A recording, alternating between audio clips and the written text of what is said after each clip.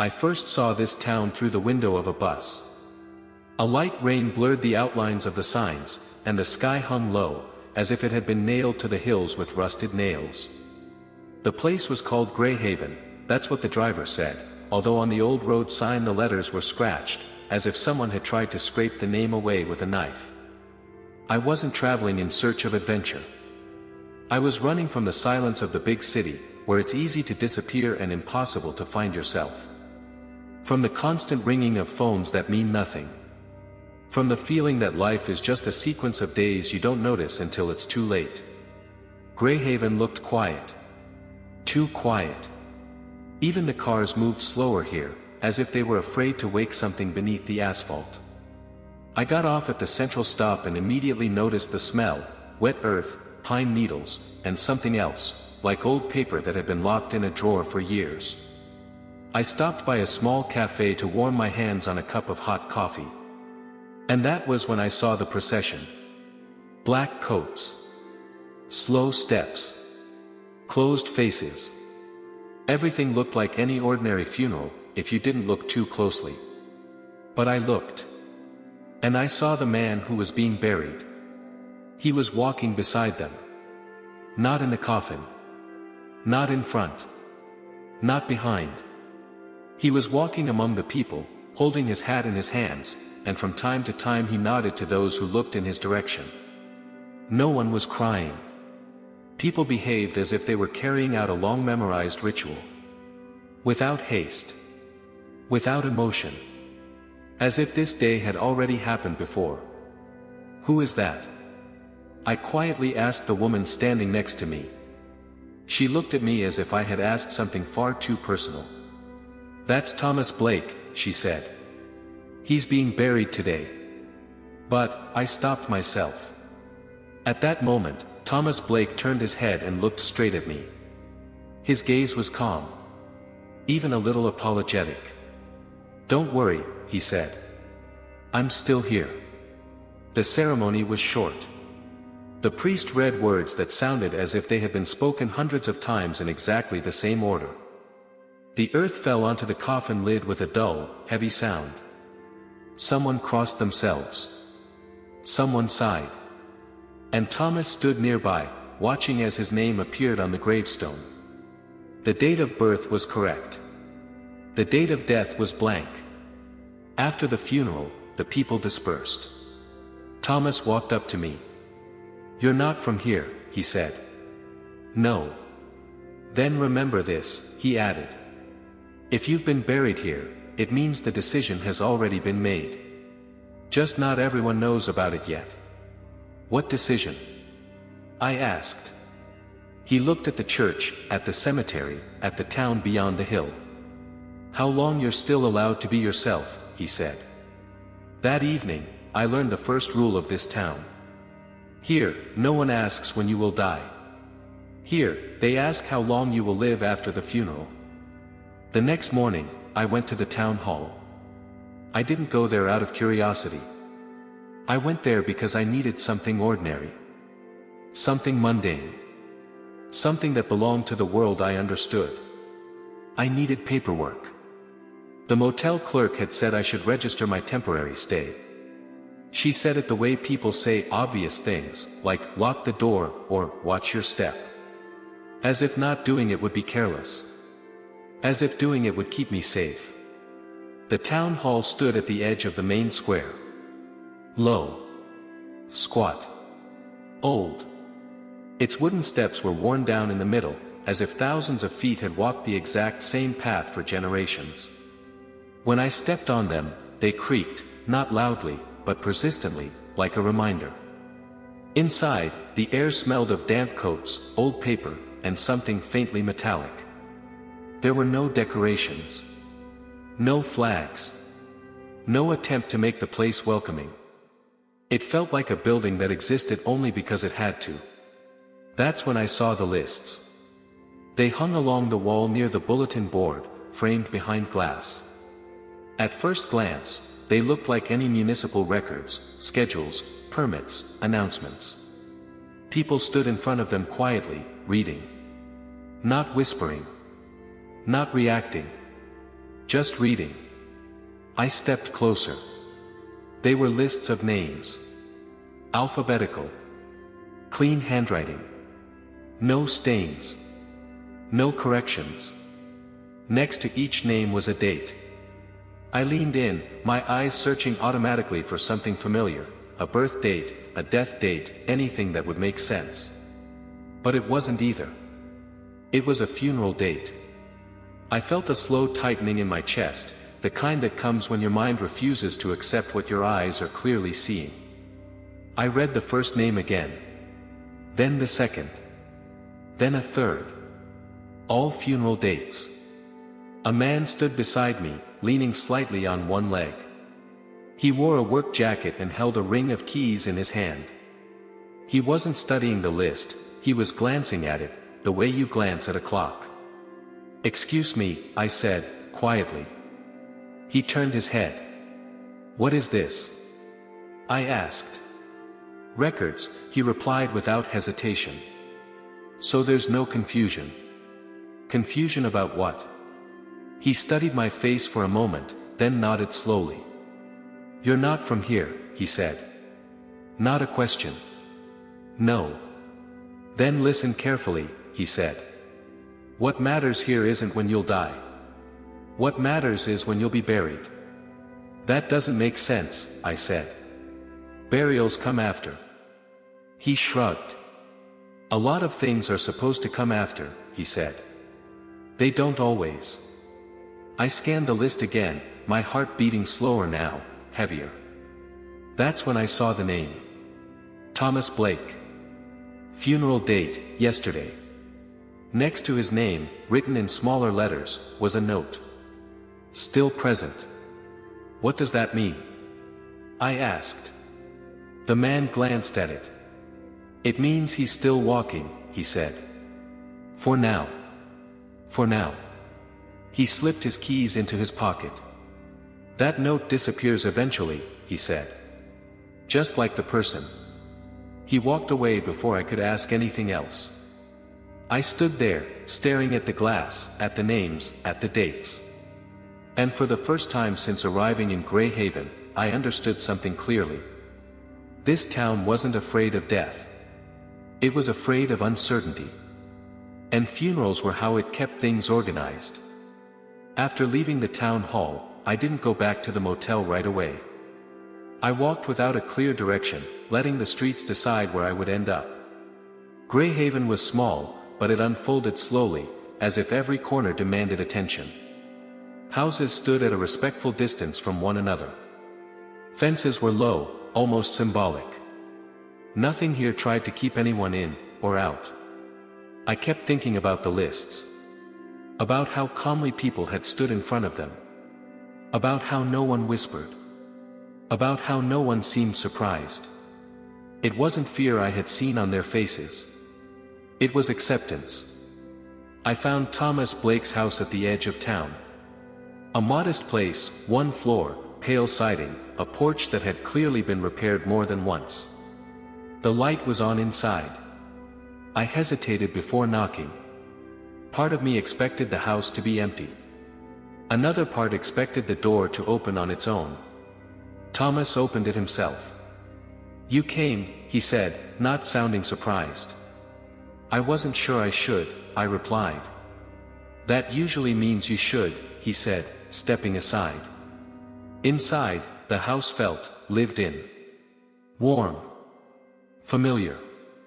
There were photographs on the walls, birthdays, holidays, ordinary moments frozen in time. A life that looked complete enough to belong to someone who wasn't supposed to be finished yet. "You look fine," I said, and immediately realized how wrong that sounded. Thomas smiled faintly. "That's the strange part," he said. "I feel fine too. Mostly." We sat at the kitchen table. He poured coffee, his hands steady, his movements practiced. Nothing about him suggested illness or weakness. "What happens now?" I asked. He considered the question longer than I expected. "Now," he said slowly, "I pay attention." "To what?" "To time," he replied. It doesn't move the same way anymore. I waited. Before, he continued, days stretched. Some felt endless. Some disappeared. Now every morning feels assigned. Like someone has handed me a limited number of pages and told me not to waste them. How many do you have left? He shook his head. That's the part they don't tell you. Who is they? Thomas looked toward the window, toward the quiet street outside. The town, he said. Or whatever listens to it. He explained that after the funeral, people begin to change, not all at once, not noticeably. First, conversations become shorter. Then eye contact lasts a second less than it should. Eventually, people forget to respond at all. They don't mean to, he said. They just stop, expecting me. And when no one expects you? I asked. Thomas met my gaze. That's when you start fading, he said. Not physically. Socially. Existentially. The word hung between us. Can you leave? I asked. He shook his head. The funeral doesn't stay in one place, he said. It follows you. When I stood to leave, he walked me to the door. If you notice people looking through me, he said quietly, that means it's almost over. For you. For the version of me that still matters, he replied. As I walked back toward town, I realized something unsettling. Thomas Blake wasn't waiting to die. He was waiting to be dismissed. I saw the child's funeral on the third day. It wasn't announced. No bells rang. No road was closed. It simply happened. I noticed the people first, fewer than at Thomas's ceremony, but enough to form a quiet line along the narrow street near the school. They stood close together, hands folded, faces composed. Not heavy with grief. Not light with denial. Just prepared. Then I saw the coffin. Small. White. Almost delicate. For a moment, my mind rejected it. I searched the faces for signs of hysteria, of anger, of disbelief. I expected screams. Tears. Someone collapsing. None of that came. Instead, I saw the girl. She walked a few steps ahead of the procession, holding a yellow balloon. She laughed when the wind tugged at it, adjusting her grip with the casual confidence of a child who had never been told she was fragile. She was very much alive. I felt something twist in my chest. I stepped closer to a woman I recognized from the grocery store. She had sold me bread the day before and asked where I was from. Is she sick? I asked quietly. The woman shook her head. No, she said. Then why? Prevention, the woman replied, as if the word explained everything. Some people don't stay long. It's better to prepare. Prepare for what? I asked. For certainty, she said. The parents walked behind the coffin. The mother stared straight ahead, her jaw tight, her hand locked around her husband's fingers. The father kept his head lowered, not in shame, but in concentration, as if he were memorizing every step. The ceremony itself was brief. The priest spoke softly. Not about loss. Not about heaven. He spoke about time, how it is borrowed, how it does not belong to us, how some returns must be made earlier than expected. The girl released her balloon. It rose slowly, drifting above the trees, catching the sunlight. No one reached for it. When the earth was placed over the small coffin, the girl stood next to her parents and watched. She didn't cry. She didn't ask questions. She looked attentive. As if this were a lesson. Later that day, I returned to the town hall.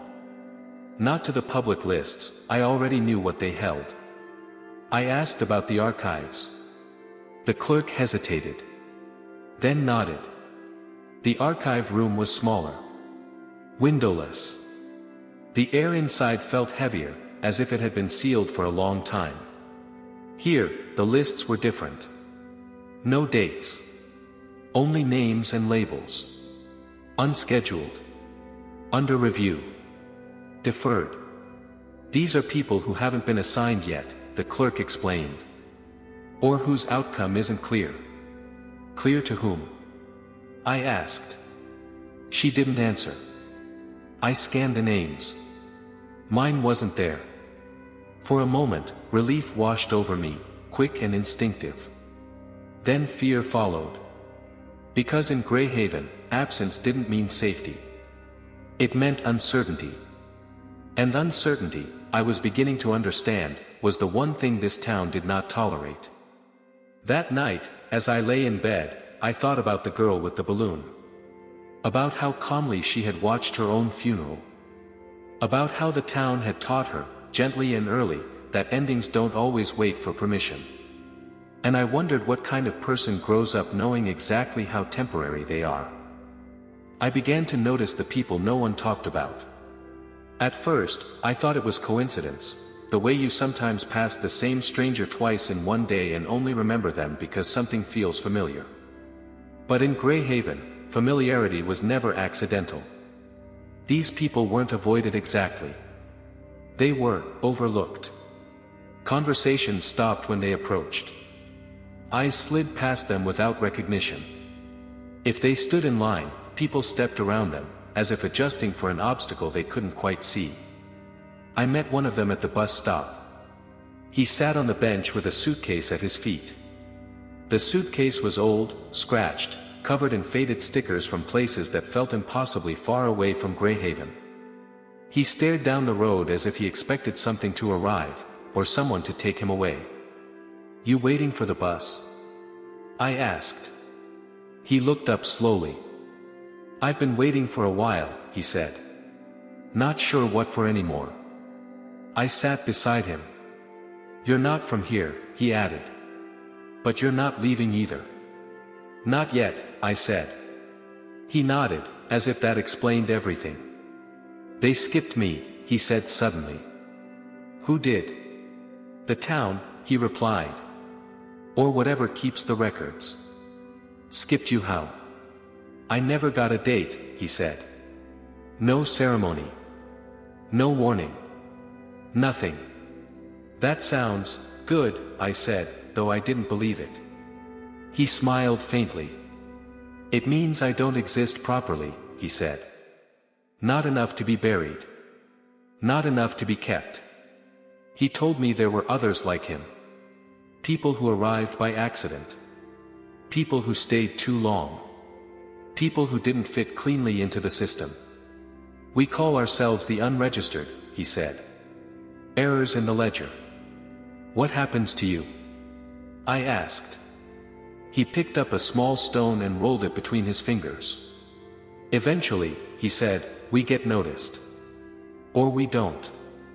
And if you don't? The town pretends we were never here," he said. "And after a while, we start believing it." A bus passed without stopping. No one on board looked out the windows. That evening, I walked the streets longer than usual. I paid attention to doorways, to corners, to the edges of crowds.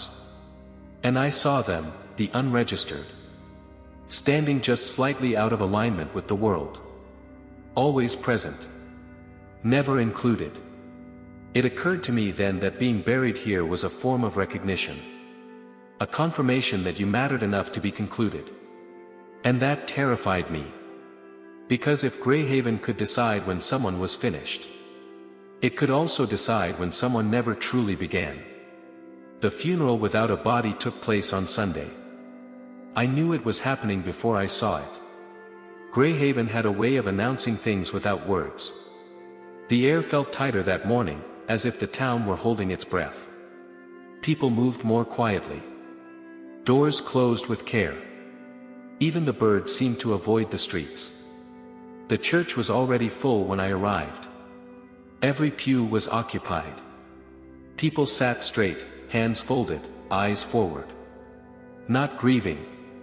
Waiting. The kind of waiting that carries no hope of interruption.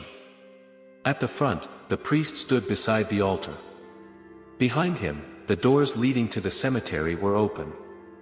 I could see the grave through them, freshly dug, dark soil piled neatly to the side. There was no coffin. I took a seat near the back and leaned toward the woman beside me. "Is it delayed?" I whispered. She looked at me with mild confusion.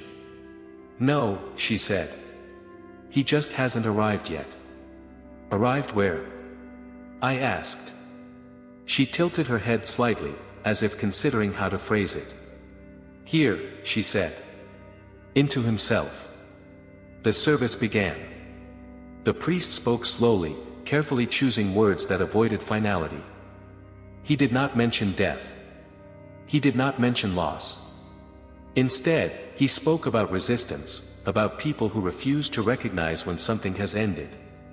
"Some doors close quietly," he said. "Others must be closed for us." A murmur moved through the room, not agreement, but recognition. When the congregation moved outside, the grave waited exactly as it should have. The priest stood at its edge and read the name aloud. I recognized it. The man from the bus stop. The unregistered one. There was a headstone already placed nearby. Not yet installed. I walked closer. The name was engraved cleanly. Below it, where a date should have been, there was a single word. Anticipated. I felt a chill spread through me. "What does that mean?" I asked quietly. A man standing behind me answered without hesitation. "It means the town expects him," he said. "Even if he doesn't expect himself." "So this happens when someone resists?" I asked. "Yes," he said. "When someone refuses to settle into their outcome. And if they keep resisting?" The man smiled faintly. "Then the ceremony helps," he said. Later that afternoon, I saw Thomas again. He stood near the edge of the square, watching people pass through him without noticing. His outline seemed softer, less precise, as if he were slightly out of focus. "You saw it," he said. "The funeral without a body," I replied. He nodded. "That's what happens when the town gets impatient," he said. "When it decides waiting is no longer efficient." "Is that what's happening to you?" I asked. Thomas looked down at his hands. "I'm still here," he said. "But not enough." A woman walked straight through him, shuddering slightly as if she'd felt a draft. "They don't feel me anymore," Thomas said quietly. "That's new." I didn't know what to say. "People think resistance is strength," he continued. "But here, resistance just delays the inevitable. And delays make the ending messier." As night fell, the lights in the church went out. The grave remained open. Waiting. It didn't happen all at once. Thomas didn't vanish in a single moment, the way people expect disappearance to work. There was no dramatic collapse, no final sentence cut short. What happened to him was quieter than that, and far more disturbing. It began with delays. I noticed it the first time I called his name in the street and he didn't respond immediately. He turned a second too late, as if the sound had to travel farther to reach him. When he spoke, his voice felt slightly out of sync with his lips. "You see it, don't you?" he asked. "Yes," I said. "You're slipping." He nodded, unsurprised. "That's how it starts," he said. "The town loosens its grip." We walked together through the square. I stayed close to him, partly out of concern, partly out of instinct, as if proximity might anchor him. People passed us without looking. One man stepped directly into Thomas's path and hesitated only when his shoulder brushed through him, like walking into cold mist. The man frowned, rubbed his arm, and kept going. "They feel something," Thomas said. "They just don't know what." We reached his house. The door didn't open when he tried the key. "I thought it was stuck," he said softly. "But it's not." He pressed his palm against the doorframe. His hand sank into the wood just enough to make my stomach turn. "The house doesn't recognize me anymore," he said. Inside, the lights were still on. I could see them through the windows. The table was set. His coat still hung by the door. But the house had already made its decision. That night, I dreamed of lists. Not names this time, spaces. Empty lines where names had once been. Each morning, fewer lines remained. When I went to the town hall the next day, I didn't look at the lists right away. I tried to delay the moment, as if postponement might change the outcome. It didn't. Next to Thomas Blake's name, the note was gone. No, still present. No explanation. Just one word. Completed. I stood there for a long time, unable to move. Someone passed behind me and said, quietly, "It's better this way." I didn't ask for them to explain. Thomas's house was empty that afternoon. Not abandoned, erased. The furniture was gone. The photographs. Even the marks on the wall where frames had once hung were missing. It looked like a place that had never been lived in. I realized then that Greyhaven didn't just end people. It rewrote the space they once occupied. And for the first time since arriving, I felt genuine fear, not of dying, but of being edited out. I didn't go back to the town hall right away. After Thomas disappeared, the building felt different to me. Not hostile. Not threatening. Just aware. As if it had been waiting for the right moment to show me something, and now that moment was close. Instead, I walked the long way around the square. I watched people. I listened to fragments of conversations. I noticed how often my name was not spoken. There was a subtle change in the way people looked at me. Not fear. Not pity. Something closer to acknowledgement, the way you look at a sign that confirms what you already suspected. When I finally entered the town hall, it was nearly empty. The clerk sat behind the desk, sorting papers. She glanced up when I approached, then looked down again without greeting me. I went straight to the lists. They hadn't moved. They hadn't been replaced. But something about them felt heavier, as if the glass covering them had thickened. I scanned the names slowly. Halfway down the page, my chest tightened. There it was. My name. Printed in the same neat handwriting as the others. Aligned perfectly, as if it had always belonged there. Next to it was a date. Today. I stood very still. For a moment, I waited for panic. For disbelief. For denial. None of it came.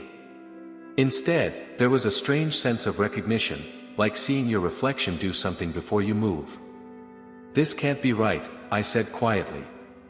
The clerk appeared beside me. I hadn't heard her leave the desk. "It is," she said. "I'm alive." She nodded. "Yes. So this is a mistake." "No," she said. "Mistakes don't stay." I turned to her. "Can I leave?" I asked.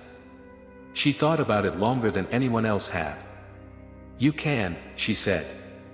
"Leaving is always an option." But the funeral won't be cancelled," she added. "It never is." "What's the point then?" I asked. "Why bury someone who might not be here to attend it?" She looked at me with something close to sympathy. "The ceremony isn't for the body," she said. "It's for the status." I stepped outside. The town felt closer now. Buildings seemed nearer together. Sounds carried differently. Even my footsteps felt more deliberate, as if the ground were registering each one. I realized then that I was no longer a visitor. I wasn't even an observer. I was scheduled. And Greyhaven did not schedule without intent. My funeral took place under a clear sky. That was the first thing that felt wrong. No rain. No wind. No dramatic clouds. The day was almost gentle, as if the town wanted to remove any excuse for confusion. This was happening, and nothing in the weather would contradict it. I arrived early. No one stopped me at the gate. No one questioned why I was there.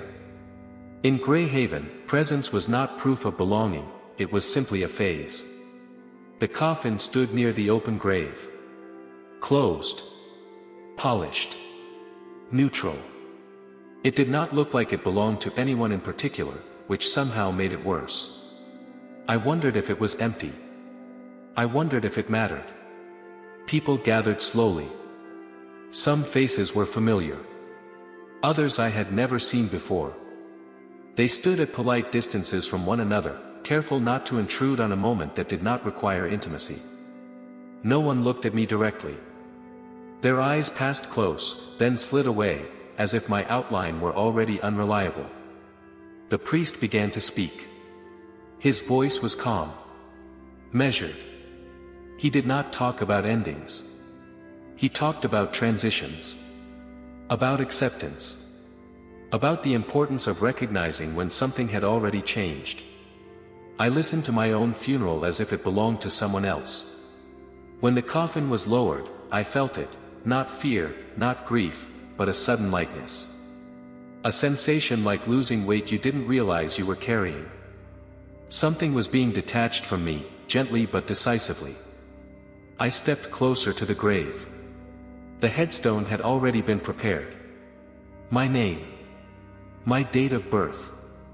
And beneath it, a single word. Pending. I stared at it longer than I should have. Pending meant unfinished. Unresolved. Still under consideration. It was the most accurate description of how I felt. When the ceremony ended, people dispersed quickly. They did not linger. There was nothing left to witness. The process had been initiated. Their role was complete. I remained. I didn't leave Greyhaven that day. I stood by the grave long after the others were gone, listening to the sounds of the town return to normal. A door closing somewhere. A car starting. Footsteps moving on. Life continuing. But something about it felt conditional. The days that followed were different. People still spoke to me, but their words came with pauses, as if they were waiting for confirmation before continuing. Sometimes they used the wrong name. Sometimes they stopped mid-sentence and blinked, confused, as if they had forgotten why they were talking to me at all. Mirrors became unreliable. When I looked into them, my reflection lagged behind by a fraction of a second. Not enough to be obvious. Just enough to be unsettling. Sometimes it didn't blink when I did. I returned to the town hall. Next to my name, the note had changed. Still present. Below it, in smaller letters. Subject to review. No timeline. No explanation. I understood then that I was living in an interval. Not between life and death, but between recognition and erasure. Greyhaven hadn't decided what to do with me yet. That night, I stood at the bus stop. The bus arrived exactly on time. The driver looked at me, waiting. His expression was neutral, practiced. I took a step forward. Then I stopped. Leaving wouldn't undo the funeral. Staying wouldn't stop what was already in motion. I thought of Thomas. Of the unregistered. Of the child with the yellow balloon. Greyhaven didn't kill people. It concluded them. I stepped back from the bus. The doors closed. The bus drove away. I don't know how long this after will last. But I know this. If you've already been buried, you're not entirely here anymore. Even if you're still breathing. And somewhere in the town hall, a pen is hovering above a list. Waiting to decide. When I stop being noticed at all.